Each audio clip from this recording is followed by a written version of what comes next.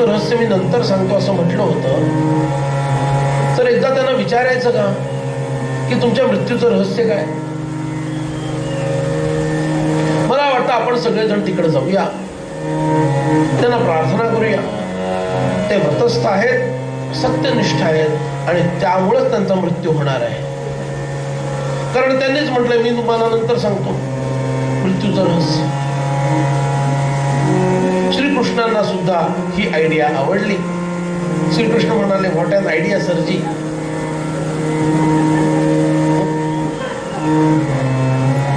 चला आपण लगेच जाऊया, रेंज जायच्या आत पटकन जाऊया. आणि म्हणून रात्री ही मंडळी सगळी या भीष्मांकडे जातात. युधिष्ठिर म्हणतो, हे पितामह, खूप स्तुती त्यांची केली आहे आणि उगीच खोटी स्तुती नाही. युधिष्ठिर हा सच्चा माणूस आहे. आमच्या विजयाचा उपाय तुम्ही मला सांगणार होता, म्हणजे अप्रत्यक्षपणे काय? तुमच्या मृत्यूचा उपाय सांगाल का?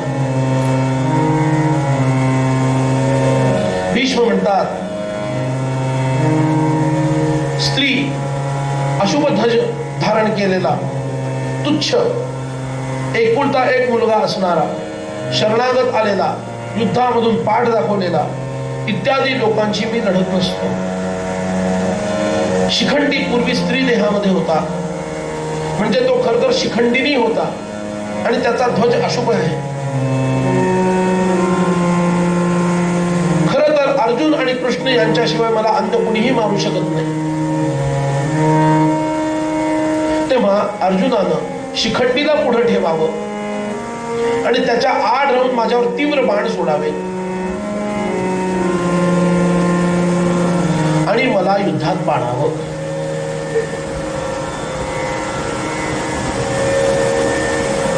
असं म्हटल्यानंतर अर्जुनाला फार खेद वाटला.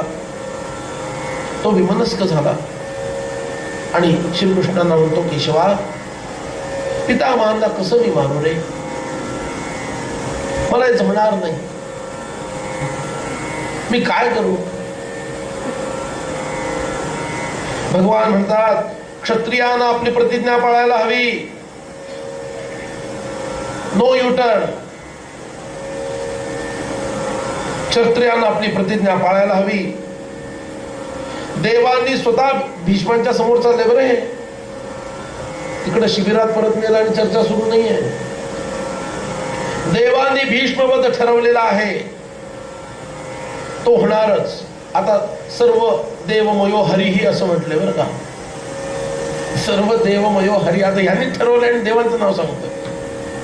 सर्व देवमयो हरिही, देवांचं नाव भगवान पुढे करतात आणि म्हणतात, देवांनी याचा वध ठरवलेला आहे आणि हे करायला तूच अर्जुना समर्थ आहेस.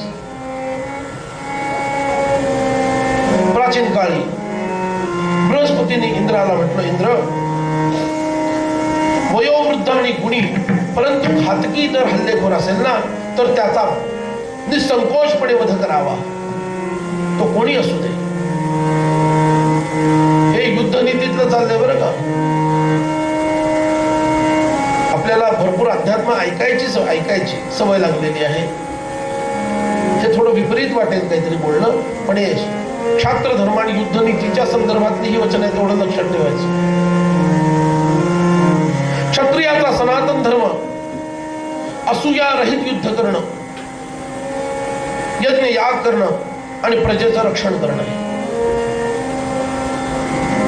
इतकं पंपिंग केल्यानंतर शेवटी अर्जुन कसा बसा भीष्माला मारायला तयार झाला. पांडवांमध्ये आनंद पसरला आणि शयनासाठी सगळे पांडव शिबिरामध्ये परत गेले. 10वा दिवस उजाडला. अर्जुन शिखंडीला समोर करून आक्रमण करतो. भीष्मांद्वारे पुन्हा पांडवांच्या सैन्याचा भयंकर संहार सुरू झाला. भीष्मांचं रक्षण करावं म्हणून दुःशासन मध्ये येतोय आणि तो अर्जुनाशी लढतोय. दुःशासनानं खूप वीरश्री गाजवली, पण सरते शेवटी अर्जुना पुढे तो टिकला नाही. कसे बसे प्राण वाचून पळ काढली. भीष्मांच्याच रथाचा आश्रय घेतला. सत्यकी अलंबुश आणि भगदत्त यांच्याशी लढतो, अभिमन्यू कांबोजाशी लढतो आणि इकडं द्रोणांना अनेक अपशकुन जाणवायला लागतात. आज कौरवांचं फार काही अभद्र होणार आहे असं मला वाटतं. आणि आता प्रत्यक्ष शिखंडीला समोर ठेवून अर्जुन भीष्मांच्या समोर पोहोचला. भीम आणि अर्जुन यांनी कौरव सेनेचा अपरिमित संहार केला. द्रोण आणि धृष्टद्युम्न लढतायत, पण भीष्मांनी इकडं शिखंडीची उपेक्षा केली आणि अर्जुनानं महारुद्र रूप घेतलं आणि गांडीवानं आपला संहार प्रारंभ केला. कपिध्वजासमोर कोणीच टिकेना. कृप, शल्य, दुःशासन, शाल्व, विभीषणी सर्व योद्ध्यांनी माघार घेतली आणि भीष्म अर्जुनावर स्वतः धावून गेले. शिखंडी समोर उभा ठेवला. भीष्मावर अर्जुनाच्या साह्यासाठी जे जे म्हणून योद्धे धावले त्या सगळ्यांना भीष्मांनी यमसदनाला पाठवलं. श्रीकृष्ण म्हणतात, अर्जुन तुलाच भीष्माला तोंड द्यावं लागेल. आता याला शिखंडीला आळ कर आणि युद्ध कर.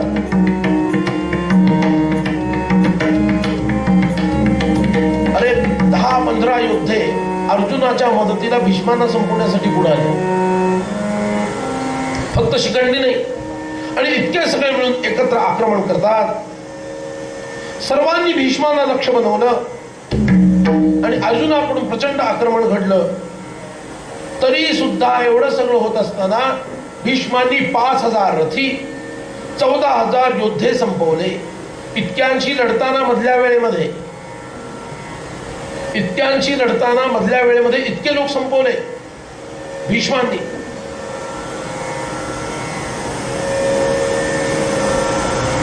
विराटाचा भाऊ शतानिक यालाही संपवलं. शिखंडीला समोर ठेवले आणि अर्जुन लढतोय. करता करता शिखंडीला समोर ठेवलेल्या अर्जुनाने भीष्मांची अनेक धनुष्य मोडून काढली. अनेक शक्ती त्यांच्या नष्ट केल्या. भीष्म मनातल्या मनात विचार करतात, जर श्रीकृष्ण नसते तर या एका धनुष्यात सगळ्या पांडवांना मी संपून टाकलं असतं.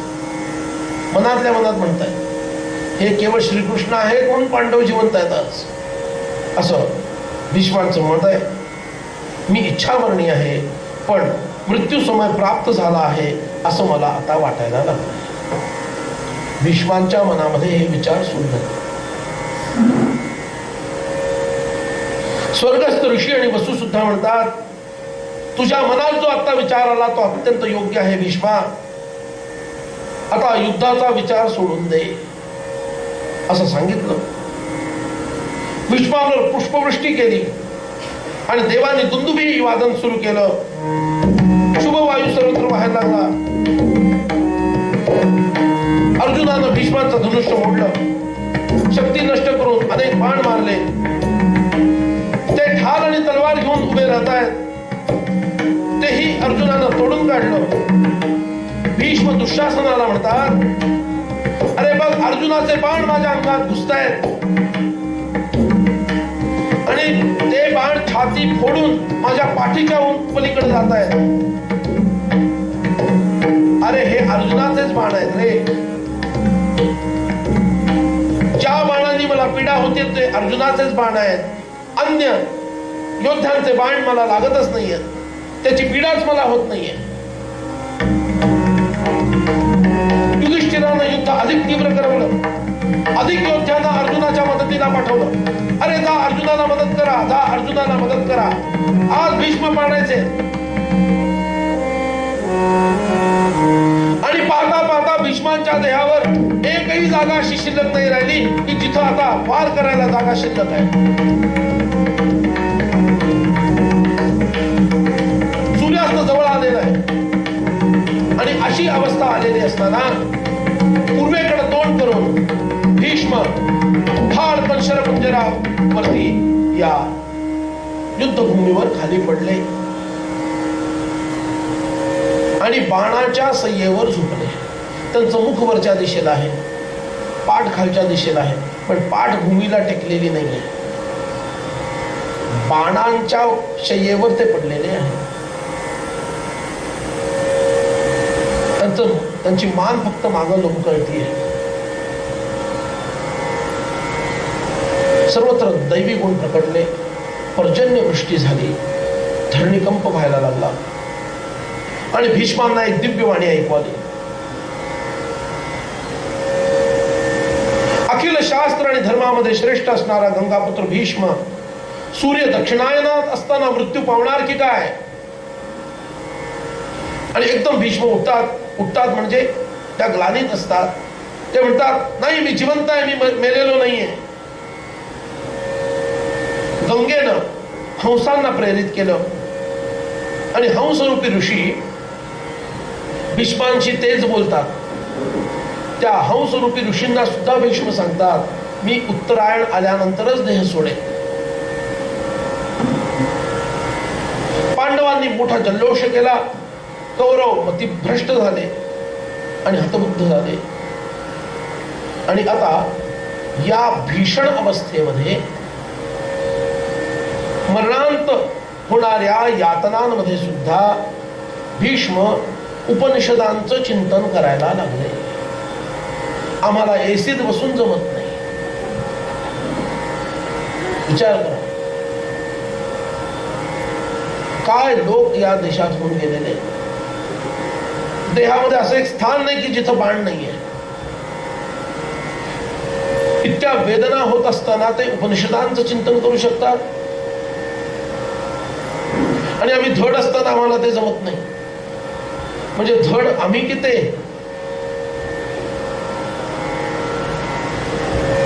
उपनिषदांचं चिंतन त्यांनी सुरू केलं आणि आज्ञा केली,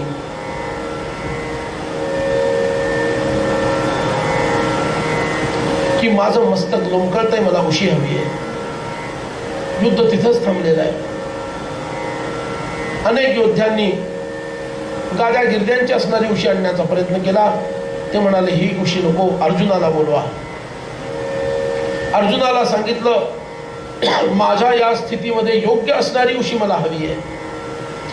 अर्जुनाने बाणाची उशी दिली त्यांना आणि त्यांचं मस्तक त्याच्यावर ठेवलं.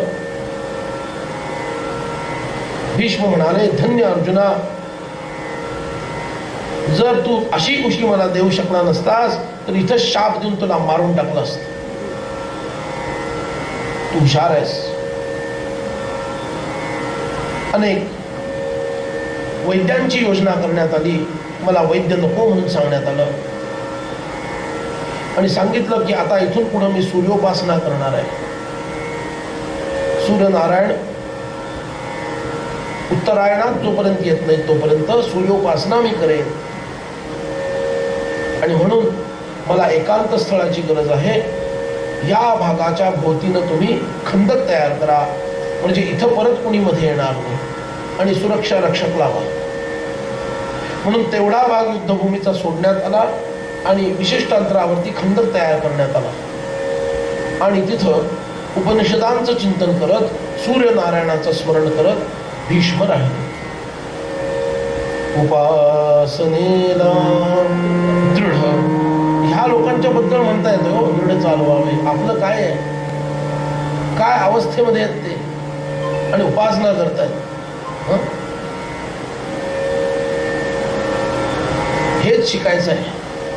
त्या अवस्थेत त्यांना करता आली. आमची अवस्था अशी, आम्हाला तर ते शक्यच होणार नाही. पण आमची धड अवस्था असताना तरी उपासना व्हायला हवी की नको? उपासनेला दृढ चालवावे, गुरुदेव संतांसी सदा नमावे.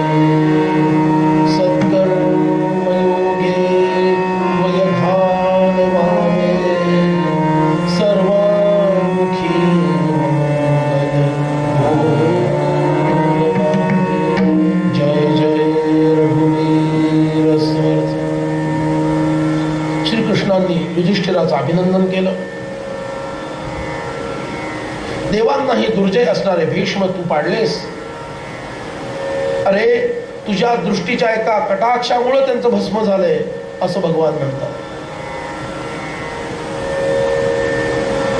कारण युधिष्ठिरांच्या बरोबर धर्म आहे. त्यांच्या संकल्पाला भीष्मांनी दुजोरा दिलेला आहे, म्हणून भगवंतांनी सगळं श्रेय युधिष्ठिराला दिलं. युधिष्ठिर म्हणतात तुझ्या कृपेनं सगळं आम्ही साधलं. भक्तांना अभय देणारे आपणच आहात प्रभू. जिथं आपण आहात तिथंच विजय असतो. भीष्म तहानले, दाहानं व्याकुळ झाले. अर्जुनाला म्हटलं योग्य पद्धतीनं तहान भागव. अर्जुन रथावरती बसलेला आहे आणि रथातून त्या रथात बसून 3 परिक्रमा केल्या. भीष्मांना रथात बसून आणि पर्जन्यास्त्र भीष्मांच्या उजव्या बाजूला भूमीमध्ये सोडलं आणि त्यातून सुगंधी शीतल उत्तम जल प्रकट केलं आणि भीष्मांची तहान भागवली. भीष्मांनी पुन्हा अर्जुनाची स्तुती केली. अरे तू नराचा अवतार आहे, शोभून दिसतोस. आणि मूर्ख दुर्योधन भीम पराक्रमानं मारला जाईल असं मी आत्ताच सांगतो. आणि दुर्योधन तिथंच होता. त्याला पुन्हा सांगितलं मी मरण पावत आहे, या निमित्तानं तरी तुमचं भांडण संपवा आणि काहीतरी चांगलं घडू दे. माझ्या जाण्यामुळे तरी तुमचं काही चांगलं झालं, मी युद्धात पडण्यामुळे काहीतरी तुमचं चांगलं झालं, असं होऊ द्या. तू भांडण मिटव असं पुन्हा दुर्योधनाला सांगितलं. पण आडमुठ ते येडपट, कुत्र्याचं शेपूट वाकडं ते वाकडच. अजिबात त्यानं ते ऐकलं नाही, मनावर घेतलं नाही.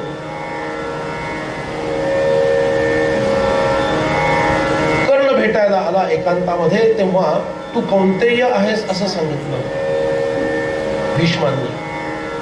तू कौंतेय आहेस,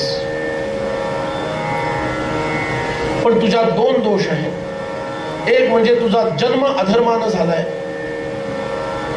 कन्या अवस्थेत झालेला आहे आईच्या, आणि दुसरं म्हणजे तू दुर्जनांच्या संगतीमध्ये राहिलायस. या 2 गोष्टीमुळे तुझी बुद्धी दूषित झाली आहे.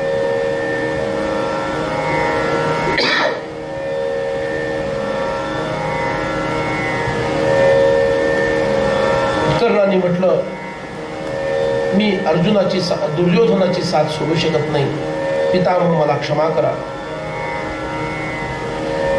आणि मला असा वर द्या की मला युद्धामध्ये वीरमरण प्राप्त होवो. भीष्म म्हणाले ठीक आहे, अर्जुनाच्या हस्ते तुला वीरमरण प्राप्त होईल असा आशीर्वाद मी तुला देतो. भीष्मांचा आशीर्वाद, त्याच्याकडून तू वीरमरण स्वीकार आणि स्वर्गाला जा. त्याला युद्धाची अनुमती दिली आणि आता भीष्म पडल्यामुळं कर्ण दुर्योधनाच्या सेनेमध्ये सामील झाले. जय जय रघुवीर समर्थ गोविंद जय जय गोपाल जय जय राधा रमण हरी गोविंद जय जय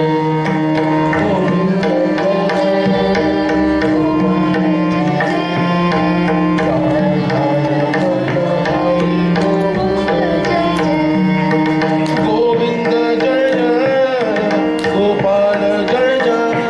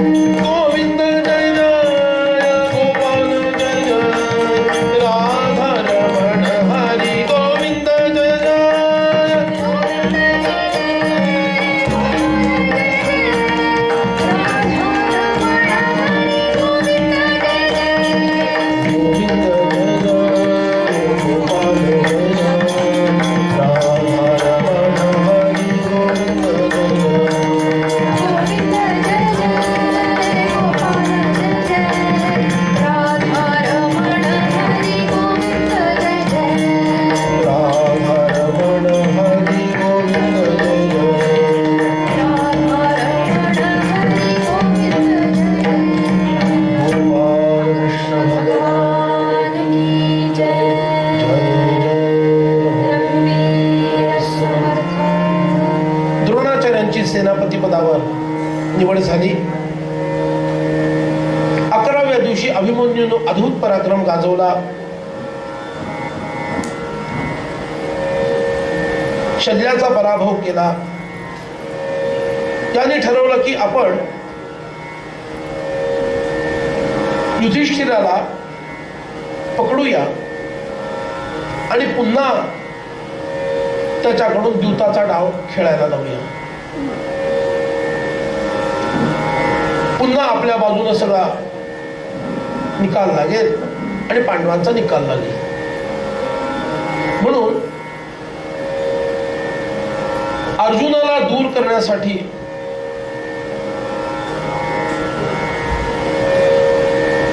योजना आखून युधिष्ठिराच्या जवळ चक्रव्यूह करण्याचं ठरलं. संशप्तकांशी लढण्यासाठी अर्जुन हे फार संहारक असे योद्धे होते. मरेन पण मी पाठ दाखवणार नाही अशा प्रकारचे कडवे योद्धे संशप्तक. त्यांनी अर्जुनाला आव्हान दिल्यामुळं आणि अर्जुनाला फार दूर त्यांनी पळवून नेल्यामुळं युद्धभूमीपासून एका अर्थानं आजच्या भाषेत बोलायचं तर अर्जुन पांडवांपासून डिस्कनेक्ट झाला. युद्धभूमीपासून मुख्य भूमीपासून डिस्कनेक्ट झाला आणि त्याचा अर्थात श्रीकृष्ण सुद्धा डिस्कनेक्ट झाले आणि याचा फायदा उठवून यांनी चक्रव्यूह रचलं ज्याची जे भेदण्याची शक्ती अन्य कुठल्याच पांडवामध्ये नव्हती. अभिमन्यू समोर येतो आणि म्हणतो, काकाश्री तुम्ही माझ्या बरोबर चला, मला त्याचं भेदण्याचं कसं माहिती आहे आणि माझ्या मागोमाग जर तुम्ही येऊ शकलात तर आपण कौरवांना हरवू शकतो. भीमादिकांनी म्हटलं ठीक आहे, तू पुढं पुढं चल, आम्ही मागोमाग येतो. अनेक घटना घडल्या, मी थोडक्यात सांगतोय.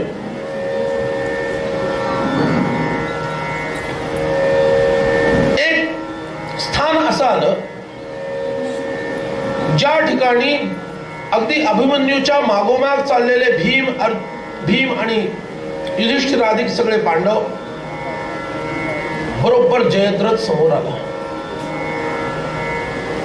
त्यांनी अभिमन्यूला जाऊ दिला, भीमादिकांना अडवलं आणि इतकी विरश्री गाजवली की 4 पांडवांना तो एकटा आवरेना. भीमाला आश्चर्य वाटलं, त्या दिवशी इतकं बदललं होतं याला, आज याच्यात एवढी पॉवर आली कुठून? का आली? भगवान शंकरांनी त्याला वरदान दिलं होतं, एक दिवस युद्धामध्ये तू अर्जुन सोडून अन्य पांडवांना भारी पडशील. आणि त्यामुळं हा अभिमन्यू एकटाच आत गेला आणि सगळे पांडव दूर त्याला पाहतायत, हा एकटाच आत गेला तर याचं होणार काय? आणि त्या केंद्रस्थानामध्ये मोठे मोठे योद्धे आहेत. द्रोण, कृप, अश्वत्थामा, कर्ण, दुर्योधन, दुःशासन, मोठे मोठे योद्धे. आणि हा एकटा अगदी वयाने कमी असणारा असा हा आत पोहोचला. रुक्मरथ आणि दुर्योधनाची यांनी पिछेहाट करवली.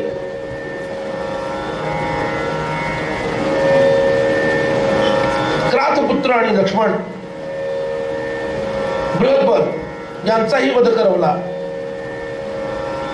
कर्ण, कृप आणि द्रोण यांनी त्याची सर्व अस्त्र नष्ट करून टाकली. अश्वत्थामा या अभिमन्यूची त्याचं धनुष्य नष्ट केलं, खड्ग, ढाल, कवच सगळं नष्ट केलं आणि 6 जणांनी बाणांनी वर्षाव केला. अभिमन्यूनं वायवीय युद्ध केलं, आकाशात उडत उडत युद्ध केलं. चक्र घेऊन तो अंगावर धावलाय. सर्व राजांनी त्याचं चक्र तोडून टाकलं. गदा त्यांनी उगारली. दुःशासनाच्या पुत्रानं त्याच्या डोक्यामध्ये गदेचा प्रहार केला आणि अभिमन्यू वीरगतीला प्राप्त झाला. संशप्तकांवर विजय मिळून अर्जुन फार उशिरा, संध्याकाळी नव्हे रात्रीच म्हणा,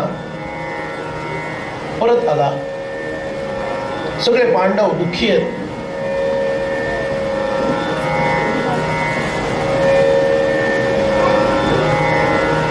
भगवान वेदव्यास तिथे येतात आणि युधिष्ठिराची सांत्वना करतात. प्राज्ञ पुरुष कुठल्याही परिस्थितीमध्ये कधीही हताश होत नाहीत असं सांगतात आणि अंतर्धान पावतात. अर्जुनाला वृत्त कळलं. त्यांनी जयद्रथाच्या वधाची प्रतिज्ञा केली आणि याच्या प्रतिज्ञा म्हणजे अशा असतात, दुसऱ्यालाच टेन्शन जास्त. उद्याच्या उद्या सूर्यास्ताच्या आधी संपवणार आणि नाही संपवलं तर अग्नीमध्ये प्रवेश करणार. म्हणजे काम कुणाला लागलं तर सगळं श्रीकृष्णांना काम. गमतीनं असं सांगतात सुद्धा. त्यानंतर म्हणे आता असं दिलं नाही इथं, भक्तीच्या अंगानं भगवंताने सगळी व्यवस्था लावली, खरंच लावलेली. दारू का अधिक, आता दारू हा भगवंताचा सारथी आहे. भगवंताने सांगितलं, हे बघ मी अर्जुनाचा सारथी आहे आणि तू माझा सारथी आहेस. माझा रथ ज्याच्यात तू सारथी असतोस तो रथ सज्ज ठेव, सगळी आयुध त्याच्यात पाहिजे. माझा रथ पुढे जाईल, म्हणजे मी अर्जुनाच्या रथात असताना त्याच्या मागोमाग तुझं यायला पाहिजे. जर अर्जुनाला जमलं नाही, मी करणार काम ते. जय जय रघुवीर असं भक्त वत्सल भगवान. त्याला नाही जमलं तर मी करणार त्याच्यासाठी. त्याचं म्हणणं काय आहे, जयद्रथ सूर्यास्ताच्या आधी मेला पाहिजे. त्याला नाही जमलं, मी मारतो. फार तर काय होईल, माझी प्रतिज्ञा भंग होईल, लोक मला नावं ठेवतील. अर्जुन वाचणं महत्वाचं. किती विचार किती स्पष्ट आहेत बघा, क्लॅरिटी. काय साधायचं हे कळलं पाहिजे. प्रतिज्ञा महत्वाची की साध्य महत्वाचं आहे. म्हणून कुठं नियम माणसासाठी असतात, माणूस नियमांसाठी असतो का? नाही ना. पण कुठं नियम माणसासाठी असतात या उक्तीचा उपयोग करायचा आणि माणसानं नियमात राहावं ह्याचा कुठं उपयोग करायचा, हा विवेक असावा लागतो. तो सूक्ष्म विवेक आहे, हे कळायला हवं. आणि म्हणून 14वा दिवस भीमानं 5 धार्तराष्ट्रांचा वध केला. कर्ण वारंवार भीमाच्या समोर येतोय आणि त्याचं पलायन झालेलं आहे. भीमानं अद्भुत पराक्रम गाजवलाय. आज अर्जुनाची प्रतिज्ञा, आपल्या सर्व पांडवांची प्रतिज्ञा असं मानून सगळे लढतायत. भीम आणि कर्ण युद्ध होतं. त्यामधल्या काळामध्ये भीमाने आणखीन 7 धृतराष्ट्राच्या पुत्रांना संपवलं. त्यांनी धडाकाच लावलाय संपवायचा. 7 धृतराष्ट्र पुत्र संपवले. अर्जुनाच्या पराक्रमामुळं कर्णाचं पलायन झालं. अनेक योद्ध्यांनी अद्भुत युद्ध केलेलं आहे. आणि असं करता करता संध्याकाळ व्हायची वेळ आली. अर्जुन जयद्रथाच्या समोर आहे. भगवान श्रीकृष्णांनी म्हटलं, अर्जुना सरळ युद्ध करून हा मरणार नाही, याच्यासमोर भरपूर लोक रक्षण त्याचं करण्यासाठी आहेत, मी माया योजतो. आणि म्हणून भगवान श्रीकृष्णांनी दिव्यास्त्र प्रयोग केला आणि मायेच्या प्रयोगानं सूर्याचं तेज झाकून टाकलं. जयद्रथाला वाटलं की सूर्यास्त झाला, अर्जुन मरण आता अर्जुन मरण पावणार. अर्जुनाने सुद्धा एवमस्तु असं म्हटलं. जयद्रथ स्वतः मोहित झाला. अर्जुनानं त्याच्या रक्षकांची त्रेधा तिरपीट पडवून दिली.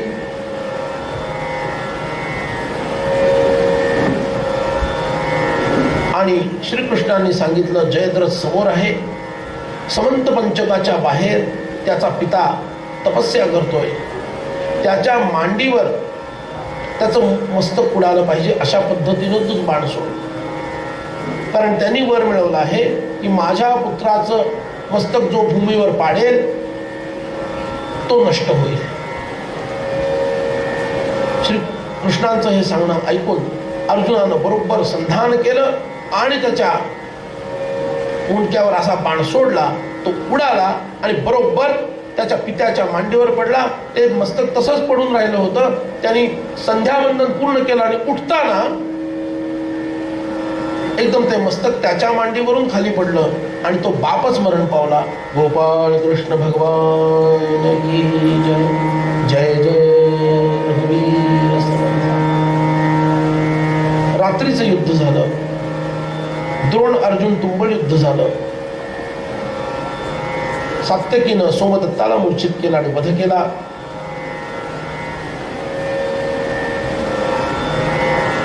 पंधराव्या दिवशी येतो धर्मस्ततो जयः. या नियमानुसार